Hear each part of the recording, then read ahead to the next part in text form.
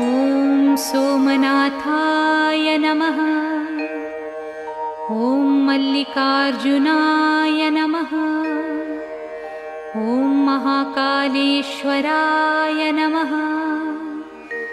ॐ ओंकारेश्वराय नमः। ॐ वैद्यनाथाय नमः। ॐ भीमशङ्कराय नमः। ॐ रामेश्वराय नमः। ॐ नागेश्वराय नमः। ॐ विश्वेश्वराय नमः। ॐ त्र्यम्बकेश्वराय नमः। ॐ केदारेश्वराय नमः। ॐ भुस्मेश्वराय नमः।